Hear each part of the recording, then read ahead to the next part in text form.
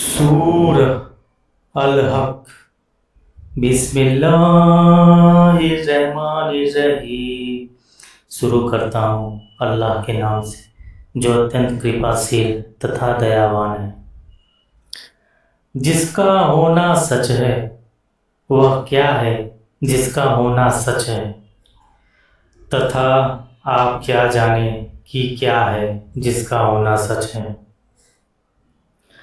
जुटलाया समूद तथा आद जाति ने अचानक आ पड़ने वाली प्रलय को। फिर समूद तो वे ध्वस्त कर दिए गए अति कड़ी ध्वनि से, तथा आद तो वे ध्वस्त कर दिए गए एक तेज शीतल आंधी से। लगाए रखा उसे उन पर 7 रातें और 8 दिन निरंतर। तो आप देखते हैं कि वे जाति उसमें ऐसे पछाड़ी हुई है जैसे खजूर के खोखले तने। उनके भारी और लंबे होने की उपमा खजूर के तने से दी गई। तो क्या आप देखते हैं कि उनमें कोई शेष रह गया है?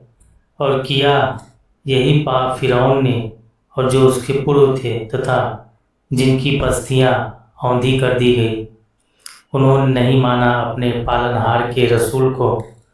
अंततः उसने पकड़ लिया उन्हें कड़ी पकड़।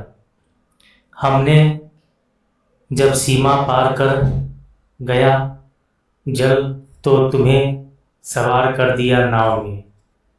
इसमें नूह अलैहिस्सलाम के तूफान की ओर संकेत है और सभी मनुष्य उनकी संतान है, इसलिए यह दया सब पर हुई ताकि हम बना दे उसे तुम्हारे लिए एक शिक्षाप्रद यादगार और ताकि सुरक्षित रख ले इसे सुनने वाले कान।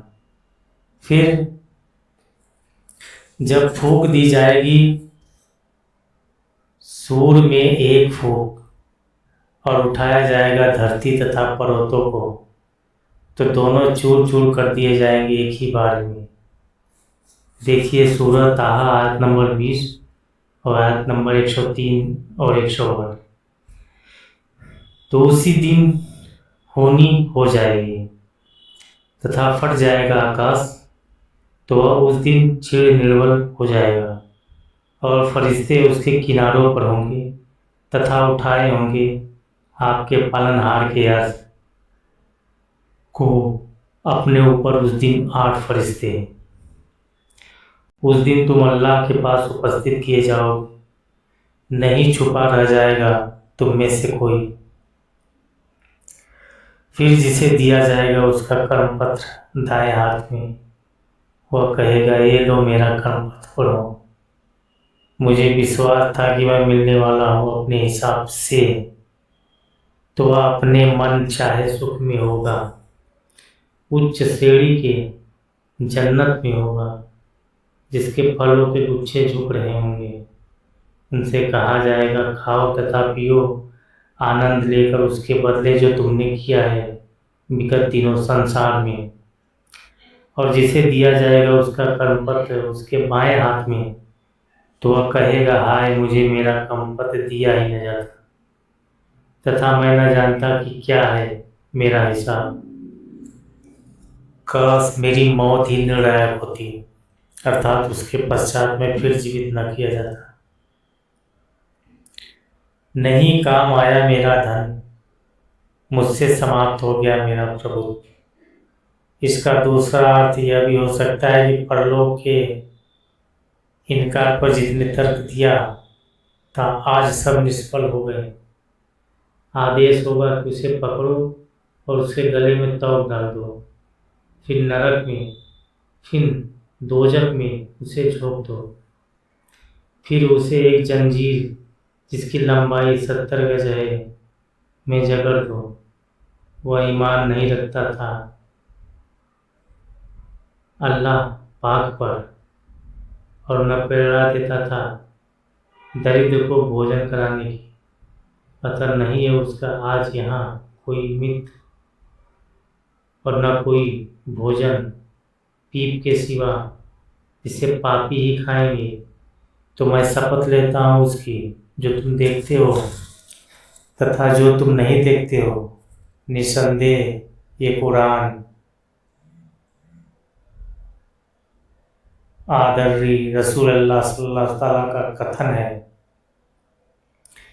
यहाँ आदर्री रसूलुल्लाह सल्लल्लाहु ताला अलैहि वसल्लम से अभिप्राय यह है तथा सूरत तकवीर आयत नंबर 19 में फरिश्ते जिब्रील अलैहिस्सलाम जो वही लाते थे वो अभिप्राय है। यहाँ कुरान को आप सल्लल्लाहु अलैहि वसल्लम का कथन इस अर्थ में कहा गया है कि लोग उसे आपसे सुन रहे थे और इसी प्रकार आप जिब्रील अलैहिस्सलाम से सुन रहे थे। अन्यथा वास्तव में कुरान अल्लाह ही का कथन है, जैसा कि आगामी आयत 43 आ रहा है, और वह किसी कवि का कथन नहीं है। तुम लोग कम ही विश्वास करते और न वह किसी ज्योतिषी का कथन है, तुम कम की शिक्षा ग्रहण करते हो। सर्वलोक के पालनहार का उतारा हुआ है, और यदि इसने नबी ने हम पर कोई बात बनाई होती। इस आयत का भावार्थ यह है कि नबी सल्लल्लाहु अलैहि वसल्लम को अपनी ओर से वही में कुछ अधिक या कम करने का अधिकार नहीं है। यदि वह ऐसा करेंगे तो उन्हें कड़ी यातना दी जाएगी।